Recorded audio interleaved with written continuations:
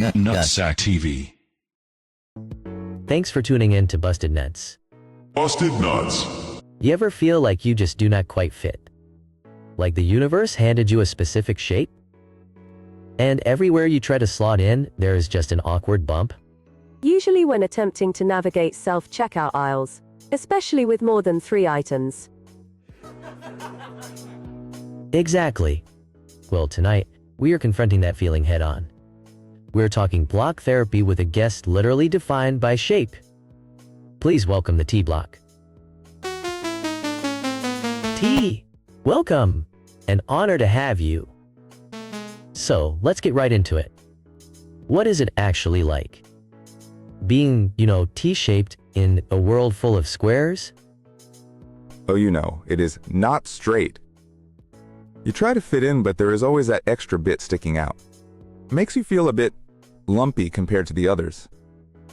Especially those eye blocks. So sleek. Just sliding in wherever they want, clearing 4 lines like it is nothing. Thinks it is so impressive, just dropping in like that. Smug piece of geometry. Wow, I never thought about block envy. Is the pressure intense then? Trying to conform to the space available? Intense. It is everything. You are falling faster and faster. The music is pounding. Everyone is watching. You see that gap, the only gap that might work. One chance. That split-second timing, trying to thrust yourself perfectly into that rapidly shrinking tight hole without messing everything up. One wrong twist, one nudge off, and boom, you have jammed the whole works.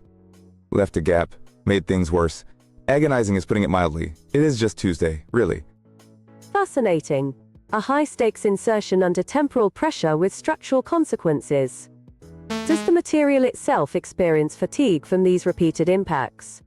And this thrusting action, is it a conscious vector change or merely optimizing trajectory within gravity? Material fatigue? Ask my corners after level 15. It is brutal. Conscious vector change? It is controlled panic, praying to the algorithm.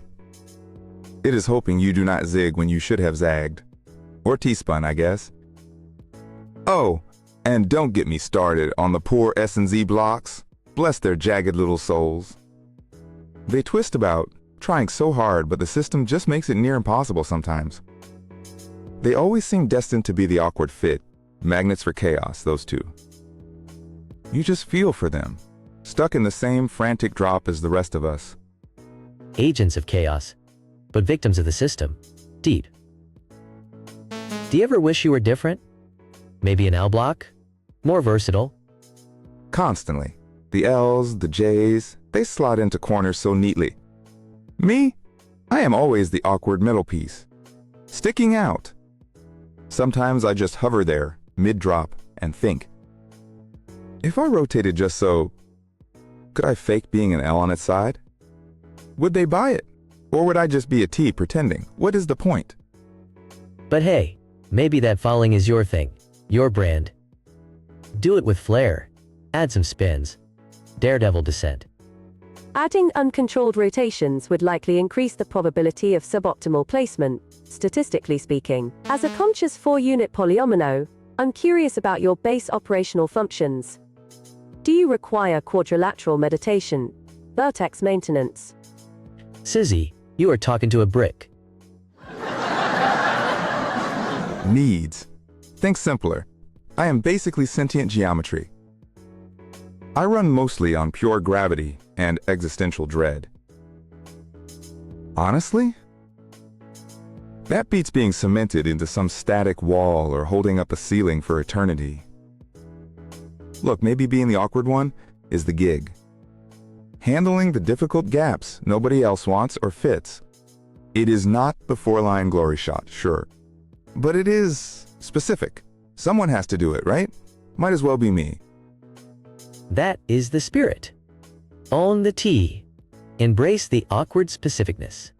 You complete the puzzle in your own unique, slightly inconvenient way. Give it up for the amazing T-shaped block. Look, your friends are picking you up.